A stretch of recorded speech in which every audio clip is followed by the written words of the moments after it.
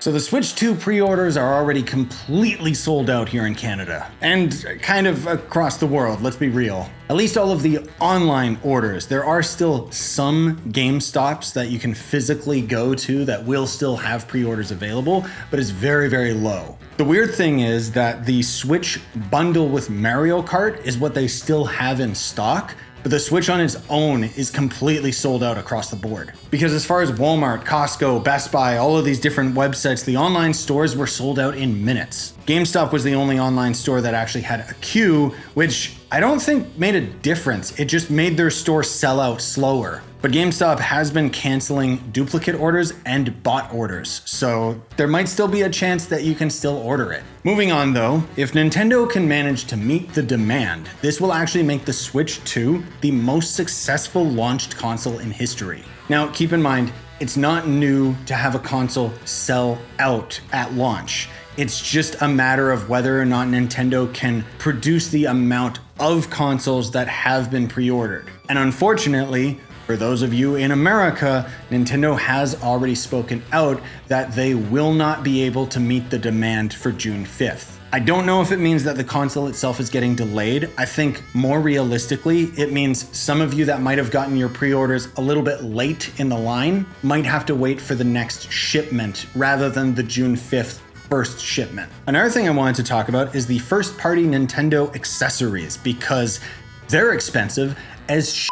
I saw a lot of people pre-ordering the Switch 2 Pro controller, and I want to remind any of you that are watching this at home that might be pre-ordering a Switch 2 Pro controller that the Switch 1 accessories do work on the Switch 2. In fact, I did a little bit of extra research, and it turns out that both the Switch 1 Joy-Cons and the Switch 1 Pro controller will work on most Switch 2 exclusive games. So you can use a Pro 1 controller to play Mario Kart World, but you just won't have the chat button. The main reason I'm bringing this up is because I noticed that the Nintendo bundle that comes with the Joy-Con comes with a Joy-Con grip. And the interesting thing is that the grip that comes bundled with the Switch 2 doesn't actually have a charging port. What this means is if you're playing with your Switch docked on your TV and your Joy-Cons start dying, you have no option to charge them while the console is docked. You're gonna have to plug them into the system. You can of course buy a Joy-Con 2 charging grip, but it's not included in the box. I'm just gonna wait for some third-party accessories. Like this controller right here, which is the Easy SMX X05.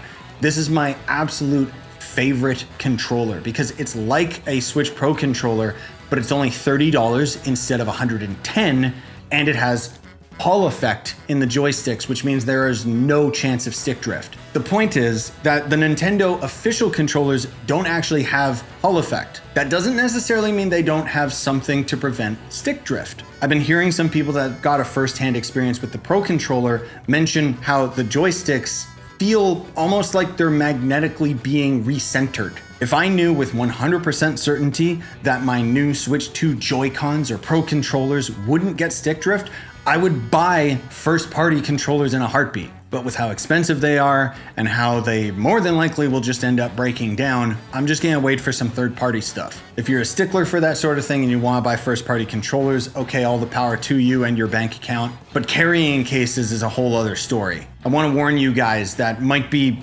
preemptively trying to strike while the iron's hot and buy up like some Switch 2 cases, because yes, there are Switch 2 cases on Amazon already. The fact remains though that the console isn't out yet, so you don't know if it's going to actually fit. And on top of that, I've actually seen some resellers change the tag on their Switch 1 cases to say Switch 2. Or if they're really cheeky, they'll say Switch 2nd edition, which would technically be the OLED. The only reason this is all coming up for me in the first place is because the Joy-Con 2s are $125 Canadian. And if you want to end up getting the charging grip, that's an additional $50. Last thing that I wanted to talk about is some predictions that I have for you guys. This is all just my own personal theory and something that I just think would be really cool if it happened to be true. So we don't have a release date for Metroid Prime 4 yet. right? But we also always have a Nintendo Direct in June. This is something that leakers are going to try and pretend is like some inside scoop, but literally just mark your calendar. We had a Nintendo Direct last June, so we're gonna have one this June. Maybe they'll push it to July, I don't know. Usually they're around the same time every year. But I'm wondering if Nintendo is going to pull a fast one on everybody and shadow drop Metroid 4 during that Direct. Because while they already have a guaranteed sale from people like me that are fans of the series, if they shadow drop it, it would be more than likely that they would get random people that might not have picked up the game pick it up strictly because of the hype of it dropping that day. Or at the very least, I'm expecting the Nintendo Direct to give us the release date for the game, which some people online are predicting in August because that's going to end up being the anniversary month for Metroid. Lastly, you guys might have noticed that the Mario Kart World package bundle for the Switch 2 actually ends in the fall. But we also know that Pokemon is more than likely going to end up being a winter release. And this got me thinking, with Nintendo going this hard, with Mario Kart being a launch title for the Switch 2, I wonder if they're gonna go big mode with their marketing and make the next bundle for the Switch include the new Pokemon game. Because the Switch 2 is already sold out right now, and if they tied it in with Pokemon, it means that their second shipments would also sell out immediately. And then maybe the next bundle for 2026 could be a new Mario game or something. But that's all just my own personal theories. In any case, I hope that those of you that wanted to get the Switch 2 got your pre-orders in. And to my American brethren, I'll just say good luck. I hope that the console doesn't get delayed for you guys. But more importantly, I really hope that it doesn't affect the pre-orders here in Canada.